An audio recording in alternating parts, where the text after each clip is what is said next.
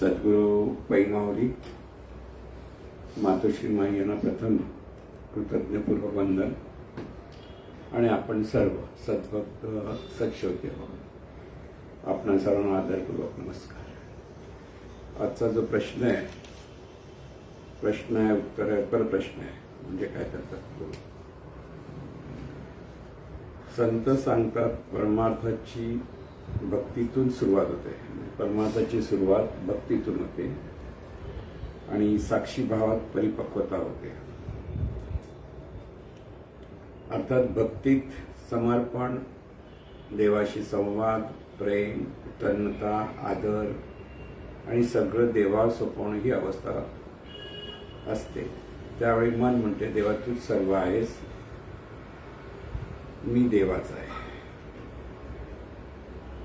साक्षीभावात जे काही घडत आहे ते शांतपणे पाहणं, प्रतिक्रिया न देता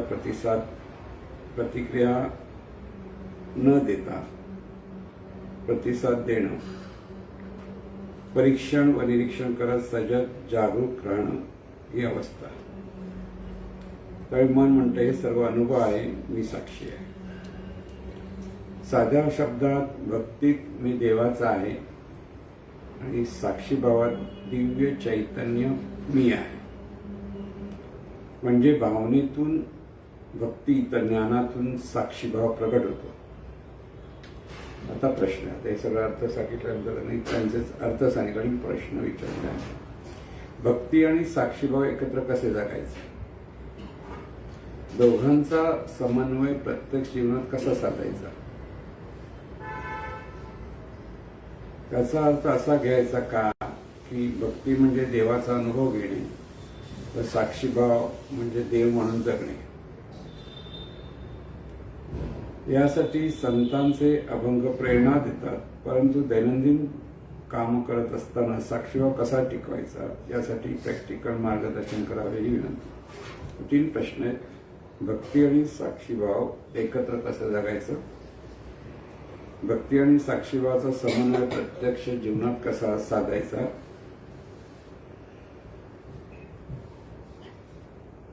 आणि दैनंदिन काम करत असताना साक्षीभाव कसा टिकवायचा त्यासाठी प्रॅक्टिकल मार्गदर्शन पाहिजे.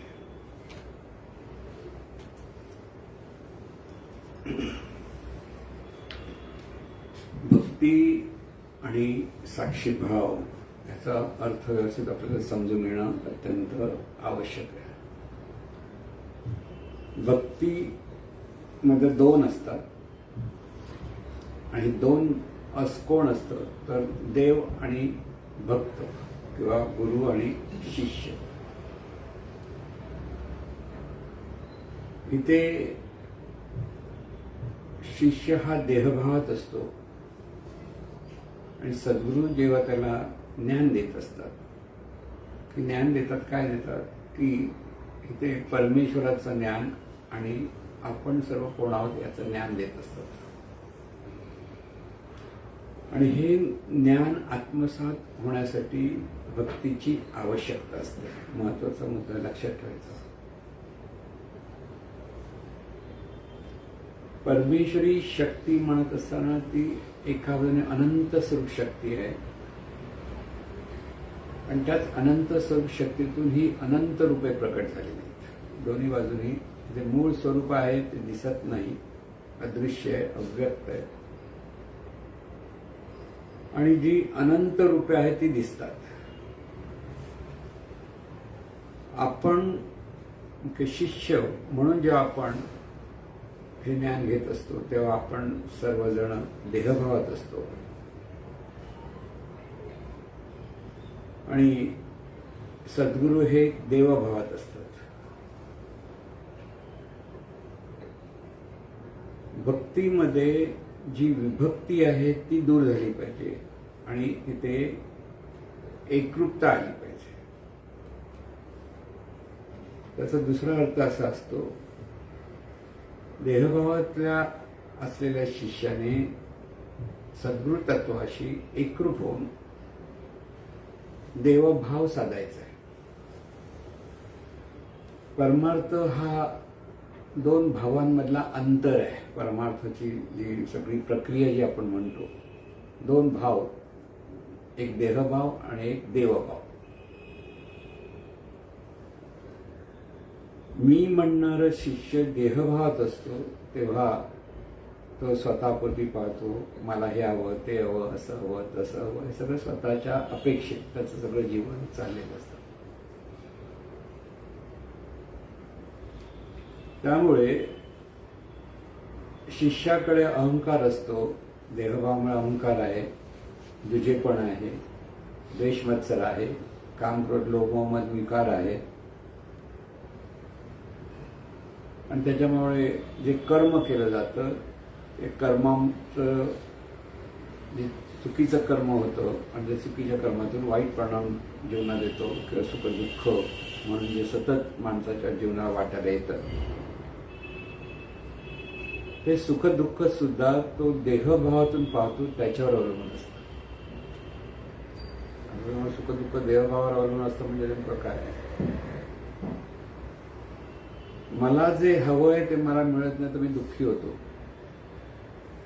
राग, चीड म्हणजे दुःखी होणंच आहे. द्वेष, मत्सर हे सगळं दुःखाचेच प्रकार आहेत. मला हवं आहे आणि मला मिळत नाही म्हणून मी बेचैन होतो, दुःखी होतो. पण देहभावामुळे.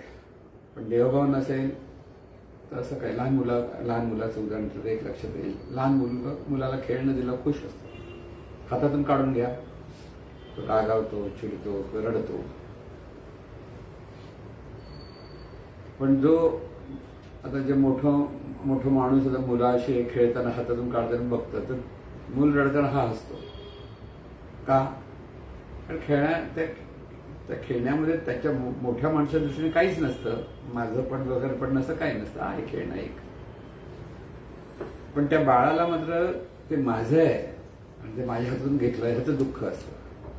लक्षात घ्या, माझे पण जिथे असतं तसंच मोठ्या माणसाच्या ठिकाणी सुद्धा जे देहभावात आहे, तर प्रत्येक माणूस मी आणि माझेपणात इतका गुंतलेला असतो की त्याच्यातून तर त्याच्या सुखदुःखाच्या व्याख्या बदललेल्या असतात.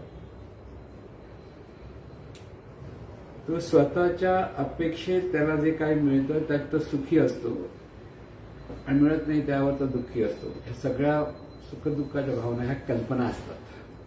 जसं या लहान मुलाच्या अपेक्षेत म्हटलं तसं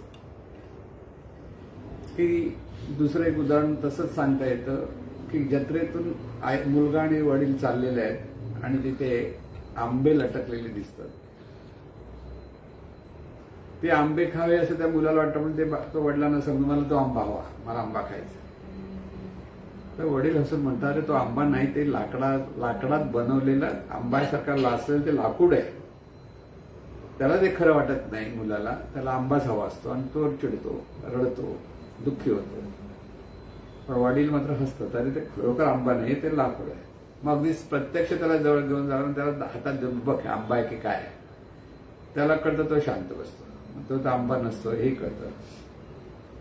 म्हणजे कल्पनेतून एखादी गोष्ट आपल्याला हवी असेल आणि ती मिळाली तर मी सुखी होतो, ही माझी कल्पना आहे, आणि मिळत नाही म्हणून मला मी दुःखी होतो, ही सुद्धा माझी कल्पना आहे. सुख दुःख ही ज्ञानाच्या अधिष्ठानावर आणि अज्ञानाच्या अधिष्ठान अशा दोन गोष्टी आपण म्हणतो. त्या अज्ञानातूनच माणसं जीवन जगत असल्यामुळे हे सुख दुःख असं बदलत असतं, व्याख्या बदलतात म्हणतो आपण, तिथे अशा असतात. मीपणातून जेव्हा आपण या सगळ्या गोष्टी पाहतो, त्यामुळे जीवनामध्ये अनेक गोष्टीमध्ये देहभावात असलेला साधक श्रद्धा, अंधश्रद्धा किंवा माझं तुझं ह्या सर्व अंगाने गुंतलेलं आहे, लक्षात घ्या. आणि अशा साधकाला तो सद्गुरूंजवळ जातो, तो सद्गुरू त्याला त्या देहभावातून त्याचं भावाचं रूपांतर देवभावात करण्यासाठी जे मार्गदर्शन करतात, ते मार्गदर्शन आत्मसात होण्यासाठी भक्तीची आवश्यकता असते. ज्ञान म्हटल्यानंतर ज्ञान काय, तर ही अनंत स्वरूप असलेली शक्ती आहे, ती सर्व रूपारूपात प्रकट आहे. त्यामुळे सर्व रूपारूपाच्या अपेक्षेत जे दुजेपण आहे देहभावातून, मला हा माणूस आवडतो, हा आवडत नाही, हे वस्तू आवडते, हे आवडत नाही, या सगळ्यात दुजेपणातून माणूस देहभावाच्या अपेक्षित पाहत असतो. दुजेपण असतं ते दुजेपण त्या जायला हवं असेल तर परमेश्वर म्हणजे काय हे कळलं पाहिजे की एकच ती शक्ती आहे, तीच अनंत रूपाने प्रगट आहे, विविध रूपाने प्रगट आहे. जसं एकाच सोन्यातून सुंदर हार बनवला आणि त्यात सुंदर हार जसा आहे तसंच सुंदर चपला बनवल्या एकाच सोन्यात, किंवा सोन्याची पाल बनवली. पाहण्याची दृष्टी कशी आहे, पाल नको नको असं वाटतं. आहे सोनं पाल ही कल्पना आहे, कळलं की नाही. हार म्हटलंय हवा, हार हवा म्हणतो, असं जे म्हणतो आपण. जर सोनाराच्या दृष्टीने काय आहे, सोनाच्या दृष्टीने बाबा 1 तोळ्यामागे 1 लाख रुपये जे आहेत ते तेवढी किंमत आहे त्याची, ते पाल असो किंवा हार असो. कळलं ना. संतांच्या दृष्टीने सर्व विश्व म्हणजे एकाच परमेश्वराची रूप आहेत. तिथे माझं आणि तुझं जे आहे ते परमेश्वराचं, हा बोध आपल्याला आत्मसात झाला पाहिजे. लक्षात घ्या, परमेश्वर भक्ती म्हणजे नेमकं काय हे कळण्यासाठी भावामध्ये, 2 भावामध्ये असलेला हा जो संघर्ष आहे, देहभावात संघर्ष आहे आणि देवभावात संघर्ष काहीच नाही आहे. देहभावात दुजेपण आहे, देवभावात दुजेपणाचं मागमुसे नाही. सर्व आहेत, एकाच तत्वाची रूपं आहेत या भावात पाहणं. हे भाव आहेत, परमार्थ हा भावात आहे हे नेहमी लक्षात ठेवा. भावेविण देव न कळे निसंदेह, गुरुविण अनुभव कैसा कळे, असं जर हरिपाठामध्ये ज्ञानेश्वर माऊली प्रश्न विचारतात, त्याचा अर्थ तो आहे. म्हणून भक्ती ही भावभक्ती आहे. भक्ती हा सुद्धा भावच येतो. म्हणून जे ज्ञान शिष्याला माहीत नाही आणि ते ज्ञान सद्गुरूंकडून जेव्हा मिळतं शिष्याला, त्याला पहिलं आकलन होत नाही. कितीही सांगा हो म्हणतो, सगळं शब्दामध्ये तो बोलायला लागतो. परमेश्वर म्हणजे अनंत स्वरूप चैतन्य शक्तीचा विराट सागर आहे. म्हणजे काय, त्याचा अनुभव घ्यायचा तो प्रयत्न करत नाही, त्याचा बोध घ्यायचा प्रयत्न करत, तो म्हणतो हा माहिती आहे चैतन्य शक्तीचा विराट सागर आहे. आणि आपण सगळी परमेश्वरी रूप आहेत हे ऐकून माहिती. पण परत सगळ्यांकडे बघताना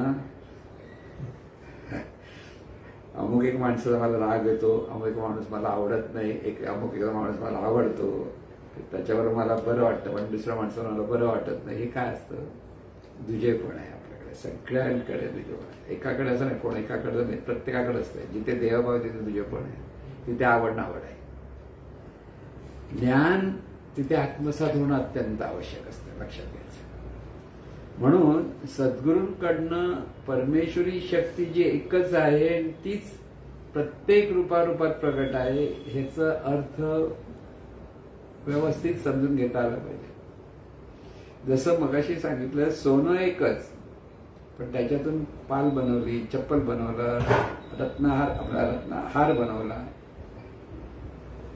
रूपांमध्ये विविधता आहे, पण सोनं एक आहे. त्यामुळे रूप कसंही असलं तरी सोनं. तसं सर्व रूप बघितलं, कोणत्याही रूपात ते चैतन्य स्वरूपच आहे हा बोध आपल्याला झाला पाहिजे. परमार्थ हा बोधात आहे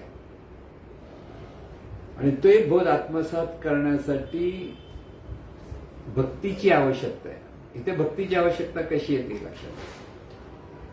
सद्गुरूंप्रती जी श्रद्धा असते, सद्गुरूंप्रती जो आदर आहे, सद्गुरूंप्रती जी कृतज्ञता आहे, प्रेम आहे, ते जितकं जितकं वाढत जातं शिष्याचं सद्गुरूंप्रती, तितकं तितकं देहभाव वितळत जातो. कारण सर्व जे काही आहे ते सद्गुरूंचं आहे की सद्गुरूमुळे आहे की सद्गुरूसाठी आहे, ही जी भावना शिष्याच्या मनात प्रगट व्हायला लागते, तर त्याचं मी आणि माझं जे त्याच्या ठिकाणी सतत असतं तो देहभाव हळूहळू कमी कमी व्हायला लागतो. आणि प्रत्येक गोष्ट सद्गुरूंच्या स्मरणातून करण्यासाठी भक्तीची आवश्यकता असते. सद्गुरूंचं स्मरण का, सद्गुरूंचं स्मरण म्हणजे ज्ञानाचं स्मरण. सद्गुरूंनी जे सांगितलंय त्याप्रमाणे आपल्याकडनं ती कृती झाली पाहिजे, पण ती कृती पटकन होत नाही. तितकंही लक्षात समजलं आणि झालं असंही नाही. कारण अंतर्मन जुनी वाट सोडत नाही, हे पहिलं लक्षात ठेवा. प्रत्येक माणसाचं जे अंतर्मन आहे, त्या अंतर्मनात असलेल्या श्रद्धा, अंधश्रद्धा, सद्भावना, दुर्भावना, दुजेपण इतकं घट्ट असतं की अंतर्मनाला हे जमणं कठीण होतं. पण भक्ती जमू शकते. परमेश्वर सर्वत्र आहे, सर्व रूपात आहे, हे किती जरी सांगितलं तरी देहभाव जिथपर्यंत प्रबळ आहे तोपर्यंत हे ज्ञान आत्मसात होत नाही. कळलं, शब्दाने कळलं, पुन्हा पुन्हा तो प्रयत्न करा. कारण त्याला पहिलं तेच कळत नाही की आपल्याला भाव बदलायचा. देहभावात असलेल्या साधकाला आपल्याला आपला भाव बदलायचा आहे. सोनंच आहे सगळं, प्रत्येक रूप म्हणजे सोन्यासारखं आहे, सोनंच आहे, पण तिथे प्रत्येकाकडे देहभाव आहे, त्यामुळे दुजेपण आहे. म्हणून पहिली पायरी सद्गुरूंची भक्ती सुरू झाली. सद्गुरूंवरती श्रद्धा असेल, सद्गुरूंच्या कडून पुन्हा पुन्हा ज्ञान ऐकता ऐकता ऐकता सद्गुरूंचं ते ज्ञानातून महत्व आहे ते ज्या शिष्याला कळायला लागतं. त्यांच्या ज्ञानाप्रमाणे वागण्याचा शिष्य जितका प्रयत्न करतो तिथे कधी कधी त्याला बरं वाटतं, शांत वाटतं, समाधान होतं, काही अनुभव त्याला यायला लागतात. त्याच्यातून सद्गुरूंवरती त्याची श्रद्धा जडायला लागते. कारण श्रद्धा ही अनुभवातून येते. कारण श्रद्धा ही अनुभवातून येते, ती अंतर्मनात असते, वरवरची नसते. अंतर्मनात श्रद्धा प्रकट व्हायला लागते. तो प्रकट होत नाही तोपर्यंत भक्ती सहज होऊ शकत नाही, लक्षात घ्या. सद्गुरूंप्रती जोपर्यंत श्रद्धा आणि निष्ठा वाढत नाही तोपर्यंत भक्ती परिपूर्ण होत नाही.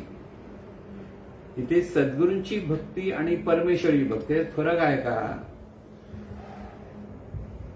तर कबीर जे म्हणतात ते लक्षात घ्यायचं की जर देव आणि सद्गुरू माझ्या समोर असेल तर मी प्रथम नमस्कार कोणाला करेन? सद्गुरूंना. दुसरा बोध ह्याच्यातून एक लक्षात घ्या, देव दिसतच नाही, सद्गुरू दिसतो. देव म्हणजे दिव्य स्वरूप, हे लक्षात. देव म्हणजे आपण जे कल्पनेतून देव म्हणतो ते देव नाही म्हणत. जे दिव्य अनंत दिव्य स्वरूप, जे परमेश्वरी शक्ती जे म्हणतात सद्गुरू शिष्यासाठी, त्याला ते माहीत नाहीये. ते परमेश्वराला त्याचा अनुभव येत नाही अजून त्याला. पण परमेश्वराचं ज्ञान ज्यांच्याकडे आहे ते दिसतात म्हणून त्यांना नमस्कार केल्याशिवाय पुढे जाता येत नाही, लक्षात घ्या. त्यांच्याकडनं ज्ञान घ्यायचंय आणि ते ज्ञान घेण्यासाठी, आत्मसात करण्यासाठी सद्गुरूंवरती श्रद्धा असावी लागते, नाही तर ते ज्ञान आत्मसात होत नाही. भक्ती ही अंतर्मनाला आपली जुनी वाट सोडायला लावण्यासाठी असलेला सोपा मार्ग आहे, लक्षात ठेवा. भक्ती जितकी प्रबळ असेल सद्गुरूंवरती, त्याच्यातून ज्ञानावर भक्ती निर्माण होते, ज्ञानाच्या अंगाने श्रद्धा निर्माण व्हायला लागते. आणि असा हा साधक सद्गुरूंच्या प्रती असलेल्या कृतज्ञतेतून, प्रेमातून, सतत त्यांच्या स्मरणातून ते जे ज्ञान सांगत असतात ते ज्ञान त्याच्या अंतर्मनामध्ये आपोआप झिरपायला लागतं, झिरपतं. हे ज्ञान आत्मसात होण्यासाठीच खूप कठीण गोष्ट असते आणि त्यामुळे भक्ती ही महत्वाची, पण त्या भक्तीला ज्ञानाची गरज आहे, लक्षात ठेवा. अज्ञानातून असलेली भक्ती किंवा अज्ञानातून असलेली श्रद्धा, दोन्ही गोष्टी कर्मकांडात्मक गोष्टीसाठी माणसाला प्रवृत्त करते. अज्ञानातून जो साधक भक्ती करतो म्हणतो ती त्याची खरी भक्ती नसते, कारण त्याला नेमकं भक्तीचं वर्म कळलेलं नसतं. त्या भक्तीचं तो मोठं प्रदर्शन करतो. जगामध्ये अनेक लोक भक्तीचं प्रदर्शन करतात, खरी भक्तीचं दर्शन तिथे नसतं. आपलं मोठेपण दाखवण्यासाठी, आपलं ऐश्वर्य दाखवण्यासाठी, आपलं काहीतरी आपण मोठे दाखवण्यासाठी आपण मोठी भक्ती करतो, मी मोठं काहीतरी करतो असं त्याला वाटत असतं. त्याला कळत नाही की त्याच्यातून नेमकं मला काय साधतं. भक्तीतून आपल्या ठिकाणी असलेला देहभाव आणि आपल्या ठिकाणी असलेलं दुजेपण दोन्ही बाजूला व्हायला हवेत. खरा शिष्य म्हणून सद्गुरूला तोच शिष्य जास्त आवडतो जो सद्गुरूंच्या ज्ञानाप्रमाणे आपलं देह भाव कमी करण्याचा प्रयत्न करत असतो आणि दुजेपण सुद्धा कमी करायचा प्रयत्न करतो. दोन्ही गोष्टी असतात.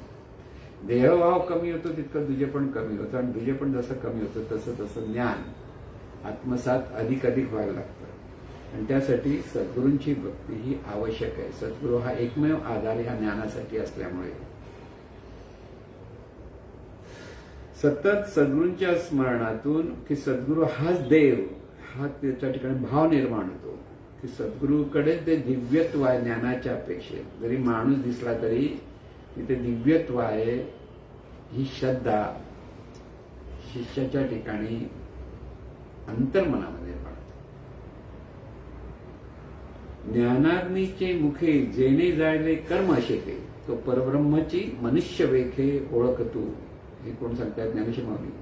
ज्ञानाग्नीचे मुखे जेणे जाळले ज्याच्याकडे ज्ञान प्रगट आहे आणि प्रत्येक कर्म तो ज्ञानातून करतो. ज्याने जाळले कर्म अशेके म्हणजे कर्म जाळून टाकला याचा अर्थ चुकीचं कर्म नाही, त्याचं सद मीपणातून तो कर्म करत नाही तर त्याचं कर्म हे ज्ञानातून असतं. ज्ञानातून असतं म्हणजे हे सर्व कर्म त्याच्याकडनं होत असतं ते ईश्वराचं कार्य या भावातून होत असतं. असा जो असतो तो परब्रह्मच आहे म्हणजे तो असा सद्गुरू ज्याच्याकडे हे ज्ञान आहे त्या ज्ञानातून तो त्याचं आचरण तसं आहे तर तो साक्षात परमेश्वर आहे. डोळ्याला दिसणारा परमेश्वर म्हणजेच सद्गुरू. हा भाव त्या शिष्याच्या ठिकाणी सद्गुरू हा देवच आहे. सद्गुरू जे सांगतात त्याप्रमाणे मला करायचं आहे. माझ्याकडनं ते होत नाही मला वाईट वाटतं. सतत सद्गुरू म्हणत बरेच लोक प्रयत्न करतात. सद्गुरू सांगतात साधनं ती जमत नाही तर त्यांना अतिशय वाईट वाटतं कारण ती सद्गुरूंच्या प्रमाणे माझ्याकडे होत नाही ही जी जाणीव होते तर तो अधिक भक्त सद्गुरूशी एकरूप होण्याचा प्रयत्न करत असतो. सद्गुरूंच्या स्मरणात राहण्याचा प्रयत्न करत असतो आणि ही भक्ती खऱ्या अर्थाने भक्ती आहे. आम्ही भावाचे पाहुणे बनते आहे. पै भक्ती एक मी जाणे ते तर सान थोरन म्हणे आम्ही भावाचे पाहुणे बनते या. एर पत्र पुष्प फळ हे बजाव्या मी सकेवळ वाचुनी आमचा लाग निष्कळ ते भक्तितत्व. भक्तितत्व काय सांगितलं मी? पै भक्ती एक मी जाणे. ही भक्ती एकच आहे. कोणती? पै भक्ती एक मी जाणते तर सान थोर न म्हणे. तिथे दुजे पण नाही, लहान आहे मोठा आहे हा दुजे पण नसता कामा. ते तर सान थोर न म्हणे आम्ही भावाचे पाहुणे ज्याच्याकडे हा देह भाव तिकडे देवभाव निर्माण होतो, भक्तिभाव निर्माण होते, शरणागती निर्माण होते ते पाहिजे. आम्ही भावाचे पाहुणे बनते. एर पत्र पुष्पफळ पानं फुलं जे आपण भक्तीसाठी वापर एर पत्र पुष्पफळ हे भजाव्या मी सकाळ हे निमित्त आहे करायला. काहीतरी आपण फुलं वाहतो हे वाहतो मग बरं वाटतं. ती खरी भक्ती नाही. एर पत्र पुष्पफळ हे भजा मी सर वाचून अमुचा लाग. जर तिथे तो भाव नसेल तर तिथे भक्ती असू शकत नाही. खरी भक्ती. लोकांना वाटतं आपण फुलं फळं खूप लावलं, अगरबत्ती मोठी लावली मोठमोठ्याने. आता त्याचा काय वाईटपणा ते ठीक आहे करतायत ते करू दे. ज्यांना उत्सव करायचा हे करायचं त्याच्यातून त्या वातावरण निर्मितीमुळे सुद्धा थोडासा भक्तिभाव निर्माण होतो हे तितकंच करायचं. देवाभाव निर्माण होतो किंवा देवत्वाचा भाव निर्माण होतो. पण खरी भक्ती ही देहभावाचं रूपांतर देवभावात करण्यासाठी असलेला प्रयत्न आणि त्या प्रयत्नासाठी सद्गुरूंच्या प्रती असलेली श्रद्धा निष्ठा ही खरी भक्ती आहे. लक्षात ठेवा. म्हणून सद्गुरूंची भक्ती म्हणजेच परमेश्वराची भक्ती असते. ज्ञान सद्गुरू देत असतात शिष्याला. त्यामुळे सद्गुरू आणि शिष्य ह्या दोघांमध्ये जेव्हा एक ताणता येते ज्ञानाच्या अपेक्षेत सद्गुरू सांगतात आणि शिष्य ऐकतो आणि सद्गुरू सांगतात शिष्य ऐकून त्याचं त्याप्रमाणे सतत चिंतन सुरू होतं. ती भक्तीतून होतं. म्हणून भक्ती ही सुरुवात पण आहे आणि परमार्थाची सांगता पण आहे. सुरुवात ही भक्तीतूनच व्हावी लागते कारण सुरुवातीला ज्ञान कळत नाही पण पुन्हा पुन्हा ऐकायला लागला थोडं आकलन व्हायला लागतं. पुन्हा आकलन ते आत्मसात करायला कठीण होतं. मग सद्गुरू सांगत असलेल्या साधना वगैरे त्याच्याकडे होतात. कधी होत नाही, कधी वेळ मिळतो म्हणतो, कधी वेळ मिळत नाही म्हणतो. म्हणजे ती तळमळ जी व्हायला पाहिजे भक्तीतून ती तळमळ ज्या साधकाकडे निर्माण होते, सतत सद्गुरूंचं स्मरण आणि सद्गुरूंच्या ज्ञानाप्रमाणे आचरण करण्याची जर तळमळ निर्माण होते तेव्हा ती भक्ती अधिक अधिक प्रखर होते, अधिक अधिक तीव्र होते. आणि त्या तीव्र अवस्थेत, मनाच्या अवस्थेत देहभाव गळून जातो आणि तिथे देवभाव निर्माण होतो. लक्षात घ्या, ज्ञान आत्मसात होणं आणि भावात बदल होणं ह्या दोन गोष्टी त्या आवश्यक आहेत. आणि त्या दोघं असेल तर ती भक्ती योग्य आणि सुयोग्य ठरते आणि तिथे साधकाच्या भावामध्ये परिवर्तन होतं. तोही सद्गुरूंप्रती त्या सद्गुरू भाव धरता धरता हे सर्व जीवन ईश्वराचं आहे हे त्याला आकलन व्हायला लागतं. संपूर्ण जीवन सद्गुरूच आहे, तिथे मी आणि माझं काहीच नाही. तिथे वैराग्य निर्माण होतं, तिथे सद्गुरूंच्या स्मरणातून आनंद चाकता येतो, अनुभवता येतो की सद्गुरू सहवास समजून घेता येतो. म्हणजे ह्या सगळ्या गोष्टी आपला मीपणा कमी होण्यासाठी, दुजेपण कमी होण्यासाठी आणि त्याच्यातून असलेले हे विकार दूर होण्यासाठी आहे. म्हणून वरद प्रार्थनेमध्ये सुद्धा आपण मागणं मागत असतो. काय मागणं मागतो? उद्धारा जगतधारा देई सर्वा असा वर काय सांगितलं? स्वरूपानुसंधानी चित्त रमवून निरुद्ध. स्वरूपानुसंधानचं चित्त व्हायला पाहिजे हे वर मागितलं. पण त्यासाठी काय झालं पाहिजे? काम क्रोधादी कथारा मिळून चंद्री. काम, क्रोध, लोभ, मोह, मद, मत्सर यांना अजिबात अंतरात त्याला स्थान मिळताना काम क्रोधाधी कथारा मिळून चंद्री. मग काय कशामुळे होईल? अखंडित वसोचित्ती तूच अनंत सर्वांना. सतत सर्वत्र तूच आहेस. तूच आहे म्हणजे हे अनंत स्वरूप, चैतन्य स्वरूप आहे. आणि हे चैतन्य स्वरूप जेव्हा प्रत्येक रूपामध्ये पाहायला लागला तर तिथे देहभावाचं रूपांतर चैतन्य भावात येतं, म्हणजे देवभावात होतं. लक्षात आहे. म्हणून हे मागणं आहे आणि मागण्यामधला हा अर्थ आपल्याला कळतं. मग तो होण्यासाठी पुढचं परत अनेक गोष्टी त्यांनी सांगितल्या की इथे हा बोध आपल्याला आत्मसात झाला पाहिजे की इथे सतत एकच चैतन्य स्वरूप विविध रूपाने प्रगट आहे. तिथे कोणी शत्रू नाही आणि कोणी मित्र नाही, कोणी माझा नाही किंवा माझा आहे असंही नाही. आहे ते सर्व चैतन्य स्वरूपाची रूप आहेत. बघा, म्हणजे हे कळायला जरासं कठीण होतं, कारण देहभावामध्ये आईला सांगितलं हे तुझं मूल नाही, तिच्या पोटामध्ये गोळा आहे, तो छातीमध्ये गोळ येते का? अरे माझं नाही म्हणजे काय होतं? अरे ते ईश्वराचं मूल आहे, तुझं कुठे आहे? तुझं म्हणायला तू म्हणतेस फक्त ती कल्पना आहे. तुझ्या देहाचा उपयोग होऊन ते मूल जन्माला आलं एवढंच खरं, बाकी काहीच नसतं. तू कुठे त्याला वाढवलंस? 9 महिने पोटात राहिलं म्हणजे तुला वाढवलं का? नाही, आपोआप नियमाप्रमाणे त्याच्यामध्ये ती वाढ होत गेली आणि 9व्या महिन्यात बरोबर ते मूल जन्माला आलं. पण ते माझं आहे हा परत देवभाव असतो. ते परमेश्वराचं मूल आहे, ईश्वराचं मूल आहे, चैतन्य स्वरूपाचं मूल आहे. हे बघणं किती काय. त्याच अपेक्षेत आपण ही सगळी नाती गोती माझी म्हणून गोळा करत बसलेलो आहोत. माझा मुलगा, माझी मुलगी, माझा तो. तिथे कोणी कोणाचं नाही आहे, ते सर्व ईश्वराचं. ऐकताना जरा डोक्याला कानात पण विचित्र, माझं नाही म्हणतात ईश्वराचं म्हणायचं, ईश्वर दिसत नाही त्याचं म्हणायचं काय असंही म्हणू शकतं. पण हेच सत्य आहे. लक्षात ठेवा, जन्माला आलेला प्रत्येक जण शेवटी एकच जाणार आहे. जन्माला आला देहभावातून, सद्गुरु कृपेने जर देवभावातून देह सोडला तर त्या जीवनाचं पोट कल्याण झालं म्हणून सांगतात. कारण तो एकच आहे, तोच अनंत असतो आणि तो अनंत मध्ये तो सर्वच असतो. त्यामुळे तिथे एकटाही असतो आणि सर्वांना घेऊनही असतो. नेहमी लक्षात असतं. पण हे कळायला जरासं कठीण पडतं. पण एवढंच लक्षात ठेवायचं, भक्ती ही अत्यंत महत्वाची आहे. ही भक्ती जो साधकाकडे सतत असते आणि त्यावेळेला त्याचं कर्तेपणाकडे लक्ष असलं पाहिजे. लक्षात घ्या, भक्ती ही आपण सद्गुरूंचे आहोत.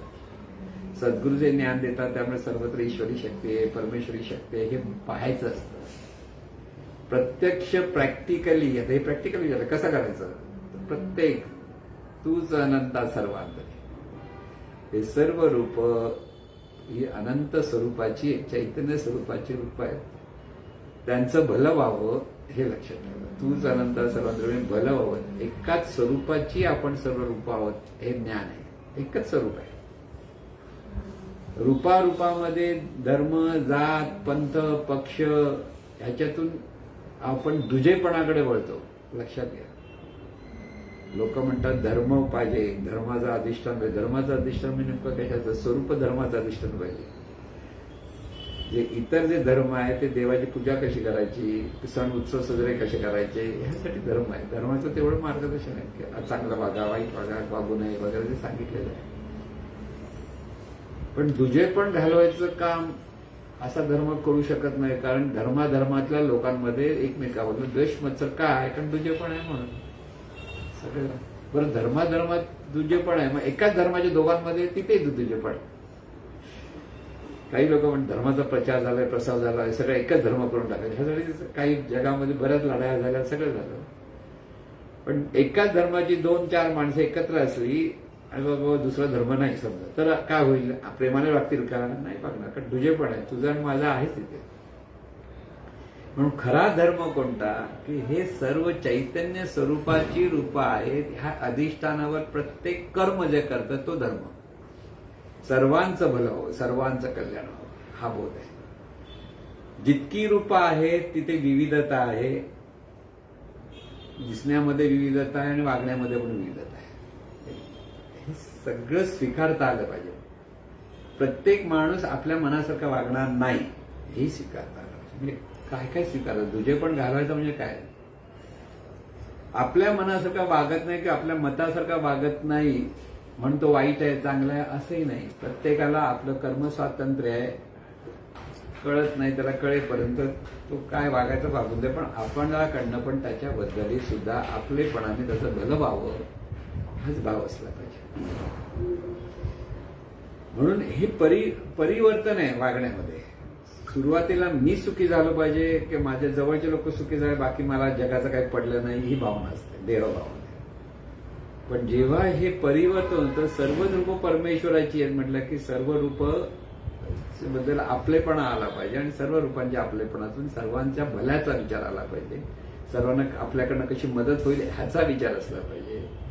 जेवढी मदतीची गरज असेल ती मदत आपल्याला ज्याला समोरच्याला देता आली पाहिजे, हा भाव लक्षात ठेवायचा.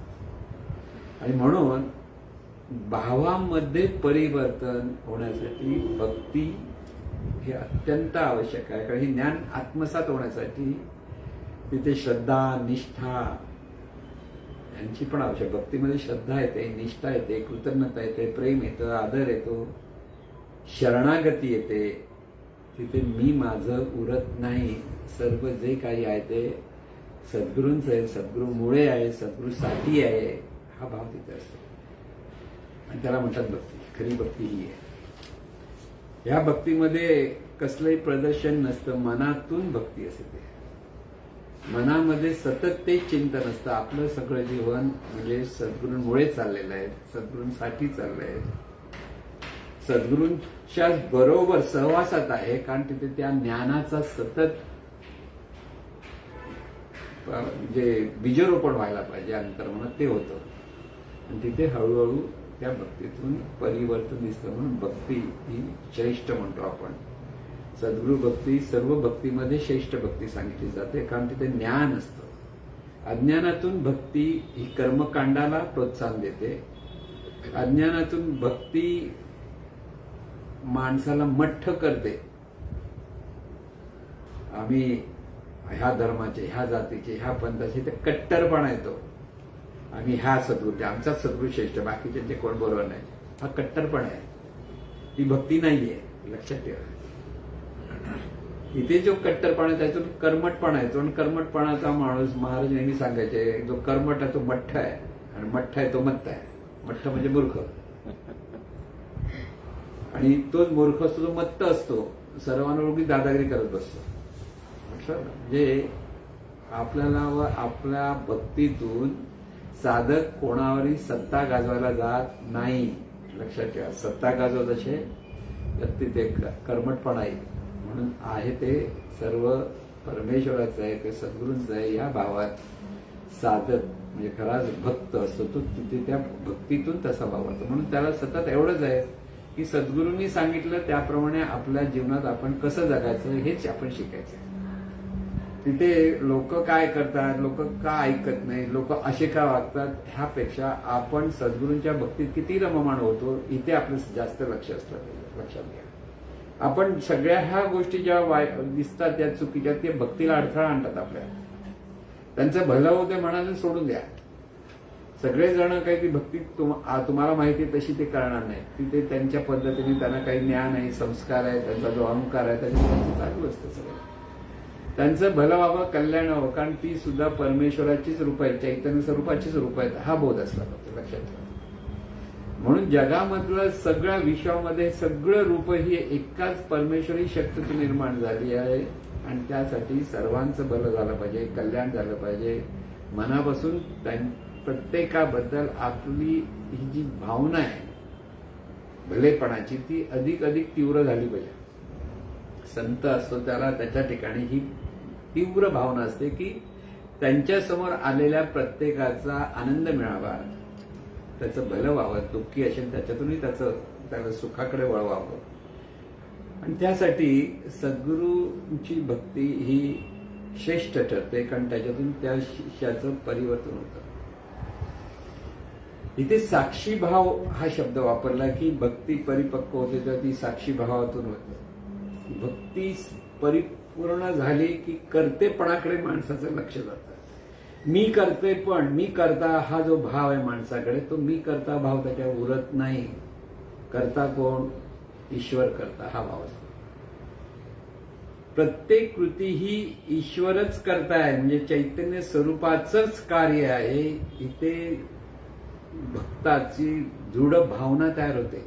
तिथे माझं मी हा भाव त्याचा बाजूला होतो.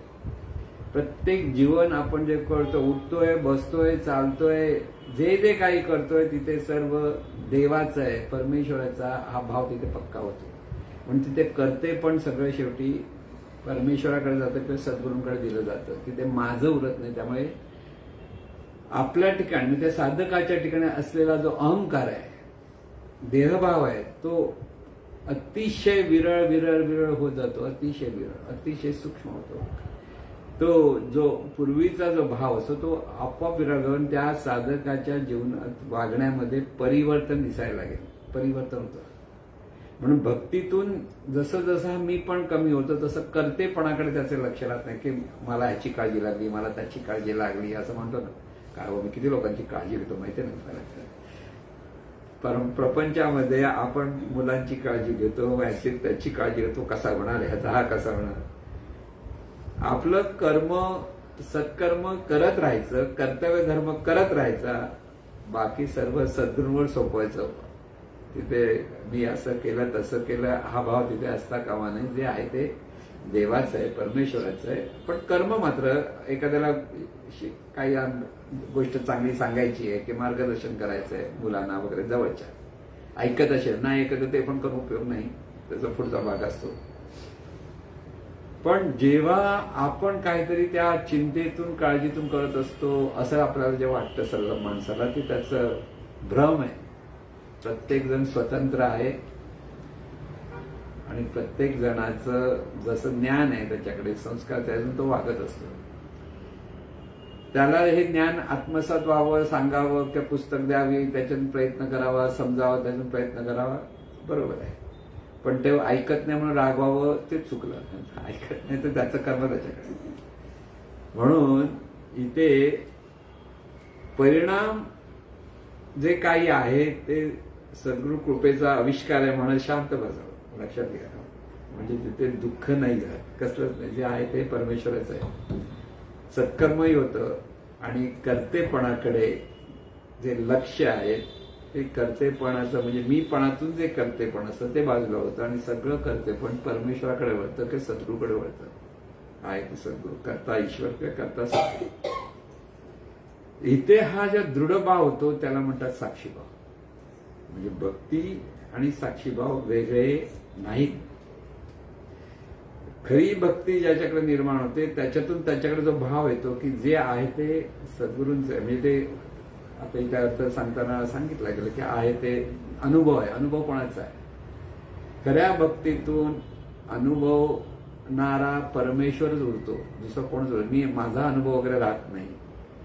हे सगळे अनुभव ईश्वराचे आहेत, परमेश्वराचे. तर मीच नाही तर माझा अनुभव कुठे येणार? तिथे जे जे आहे ते ईश्वराचं, इथे जेव्हा दृढ भाव असतो की जे जे आहे ते सद्गुरूंचं.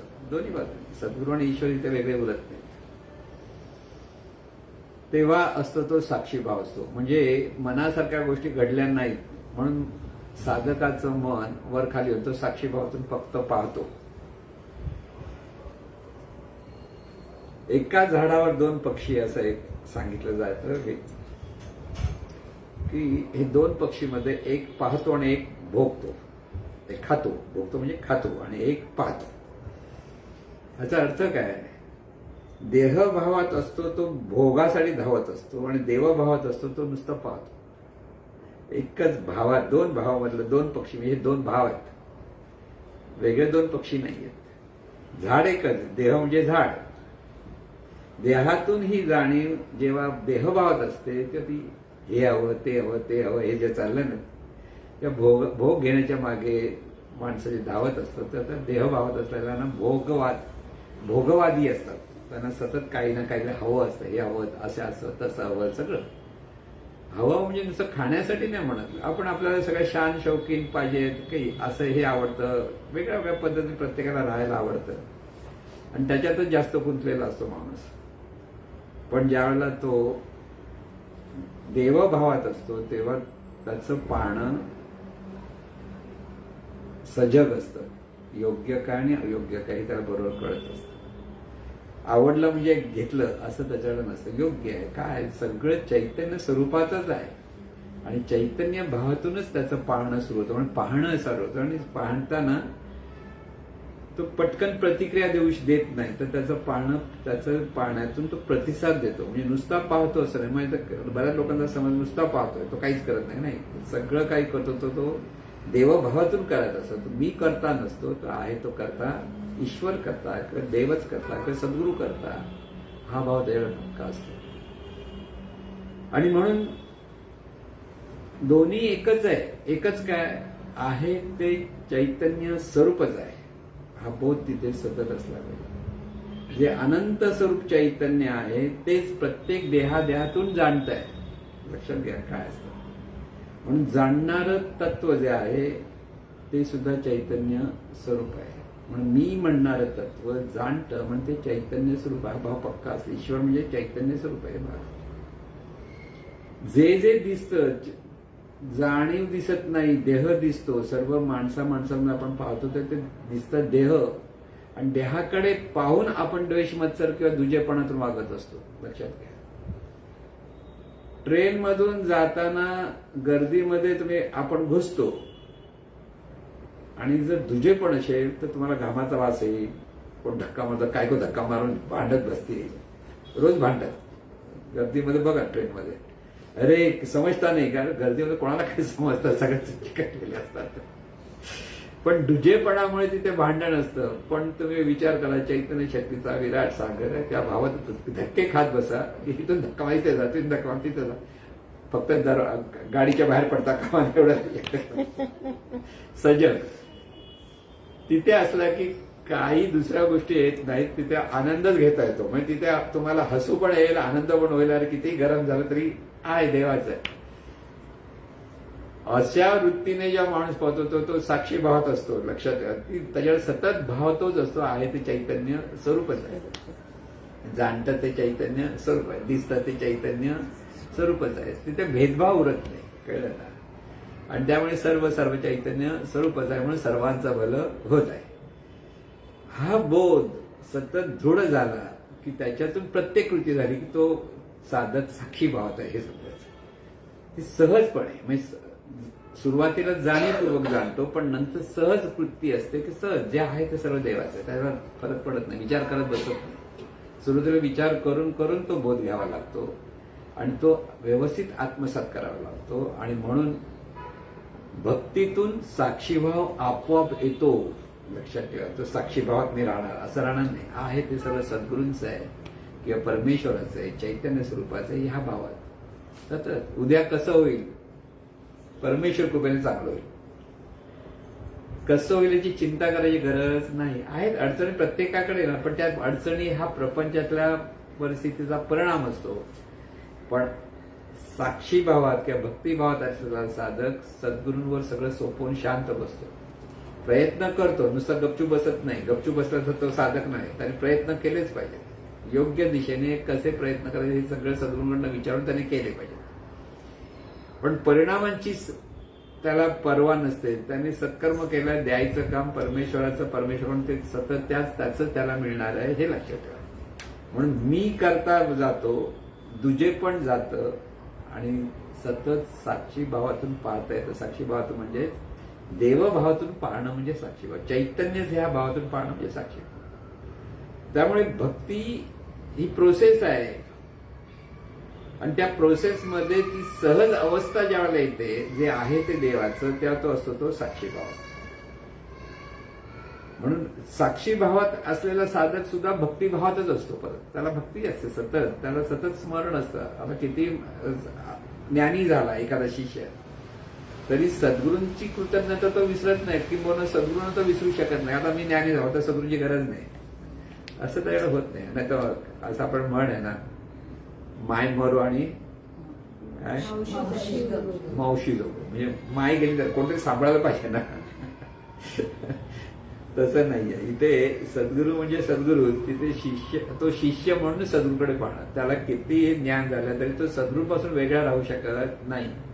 किंबहुना तीही गुरु शिष्य जोडी जन्मोजन्मी त्यांचा तो प्रवास चालू होतो. हेच त्याच्या पुढे दिसत तुम्हाला की ज्यावेळेला तो खरा शिष्य सद्गुरूंशी एकरूप होतो तेव्हा तो सद्गुरूंपासून वेगळा राहू शकतो. त्या जाणीव, दोन्ही जाणीवा, या हृदयचे त्या हृदयी असं जे सांगितलं जातं ते तिथे प्रगट होतं.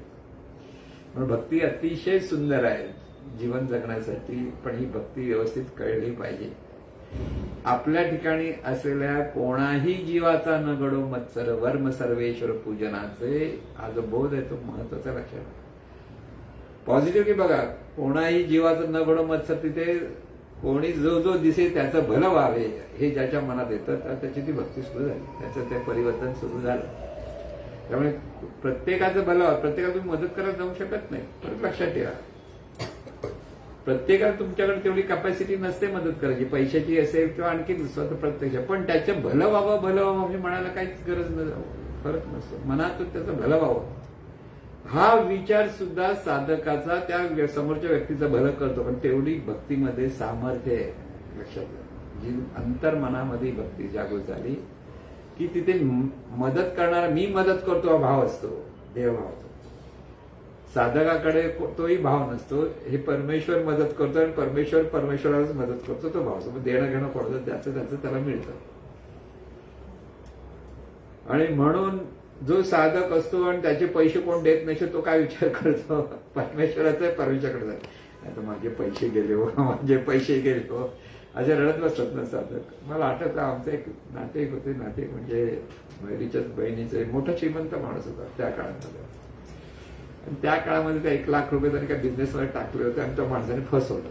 असं झालं, त्याला हार्ट अटॅक झाला. चिंतेने एकदम, अरे बापरे माझे पैसे गेले, माझे अटॅक आहे. आणि परत लाख रुपये कसं झाले असते त्या अटॅकमध्ये फायदा कळलं ना. इथे चिंता म्हणजे माझं असतं त्यावेळेस माझं पण होतं.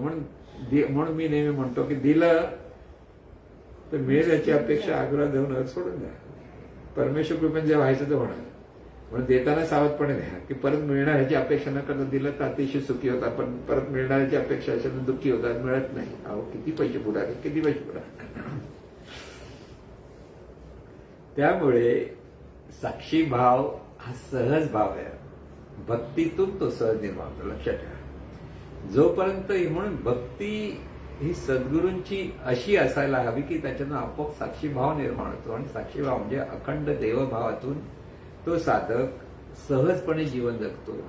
आणि सहजपणे जीवन जगण्याची कला आपल्याला आत्मसात करायची. म्हणून काही मोठं खूप गुह्य आहे वगैरे असं काही नाहीये. सर्व साध परमार्थ हा सर्वत्र ही परमेश्वरी शक्ती अनंत रूपाने प्रगट आहे हा बोध आपल्याकडे पक्का झाला पाहिजे. इतका पक्का झाला पाहिजे की कोणाही जीवाचा नगडो मत्सर हा भाव निर्माण झाला पाहिजे. कोणाचाच मत्सर करायची गरज नाही, सर्व आपलेच आहे. तुका म्हणे एका देहाचे अवयव सुख दुःख जीव भोग पाहिजे. कसं होतं, एकाच देहाचे अवयव, पाय, हात, नाक, कान, डोळे सगळे अवयव वेगळे वेगळे आहेत, पण काय होतं, एकाच देहाचे आहेत म्हणून कुठच्याही अवयवाला लागलं तर दुःख कोणाला होतं की सुख कोणाला होतं, जीवाला होतं, म्हणजे मनाला होतं. मनात सोप्या वाईट. तसं हे सर्व विश्वातली सर्व रूप एकाच परमेश्वराची आहेत. म्हणून त्या आपसात जर आपण भांडतो तर दुःख कोणाला होतं, परमेश्वराला होतं असं म्हणतात. परमेश्वर खरं सुख पण आहे दुःख पण आहे, हे परत लक्षात. दुःखी दुःखी होतो तो हा जीवभावातलाच माणूस होतो. त्याच्याकडे सतत सुख शांती समाधान असतं. जे सद्गुरूंकडे असतं तेच परमेश्वरकडे, जे परमेश्वरकडे ते सद्गुरूंकडे असतं. तेच आपल्याला आत्मसात करून घ्यायचंय, हा बोध आपल्याला लक्षात ठेवायचा. म्हणून प्रश्न आपण अंगाने अर्थ लावायला जातो, मग तिथे आपल्याला गोंधळ होतो. प्रॅक्टिकल काय करा, प्रॅक्टिकल सभूमी गोपालकी. लक्षात ठेवा, माझं नाही, सर्व आहे ते देवाचं आहे. वासुदेव नांदे चराचरी. सगळीकडे ही ईश्वरी शक्तीच नांदते. वासुदेव म्हणतं की आपण म्हणतो कृष्ण आहे. कृष्ण म्हणजे अनंत स्वरूप, चैतन्य स्वरूप, तोच कृष्ण आणि तोच सर्वत्र आहे, सर्व रूपारूपामध्ये. वासुदेव म्हणजे त्याचं काय, ज्याचा वास सर्वत्र आहे तो वासुदेव. म्हणून हा बोध सतत लक्षात घ्या की हे सर्व जीवन परमेश्वराचं आहे. सतत साधकाने सतत आपल्या ठिकाणी लक्षात ठेवायचं. सकाळी उठल्या, रात्री झोपताना, मध्ये मध्ये सर्व जीवन परमेश्वराचं आहे. आणि परमेश्वराला पाहायचं तर सद्गुरूंचं रूप पहा. ज्याच्याकडे खरी भक्ती आहे, जो खऱ्या अर्थाने शरणागत आहे, त्याला सद्गुरू हाच देव हे सांगावं लागत नाही. तर त्याच्याकडे तो बोध अधिक दृढ होत जातो आणि त्या ज्ञानातून तो अधिक परिपक्व होतो. आणि त्यामुळे हे सर्व जीवन तो आनंदाने जगायला लागतो. त्याला कसलीच उद्याची काळजी नसते, चिंता नसते. का असेल ते सद्गुरूवर सोपवून मस्त की झोपतो. झोप चांगली लागते माहिती आहे. चिंता असेल तर झोप लागत नाही. सद्गुरू बघून घेतील म्हटलं की सुटलं. नाहीतर मला करायचं म्हटलं तर तिथे झोप उडते. म्हणून हे सगळं जीवन आपलं परमेश्वराचं आहे किंवा सद्गुरूंचं आहे. हीच भक्ती आपण करत राहायची आहे. याचा बोध एवढाच, जे आहे ते सर्व चैतन्य स्वरूपाचंच आहे. चैतन्य स्वरूपच सर्व रूपारूपात. चिंतन करा. नुसते डोळे बंद करून साधना करावी 1 तास. दिव्य साधना 1 तास, 1.5 तास, 2 तास करावी, ज्याला जसा वेळ. पण चिंतन मात्र सतत असावं. सगळं जीवन परमेश्वराचं म्हणजे सद्गुरूचं, ह्या भावात तिथे राहता आलं पाहिजे. तिथे समर्पित होता आलं पाहिजे. तिथे खरी भक्ती अधिक सुंदरपणे जीवन जगण्यासाठी उपयुक्त ठरते. असं हे सुंदर जीवन सर्वांना जगता यावं ही सद्गुरूचरणी प्रार्थना. ईश्वरा सर्वांना चांगली बुद्धी दे, आरोग्य दे, सर्वांना सुखात आनंदात ऐश्वर्यात ठेव. सर्वांचं भलं कर, कल्याण कर, रक्षण कर आणि तुझे गोड नाम मुखात अखंड राहू दे. सद्गुरुनाथ महाराज की जय.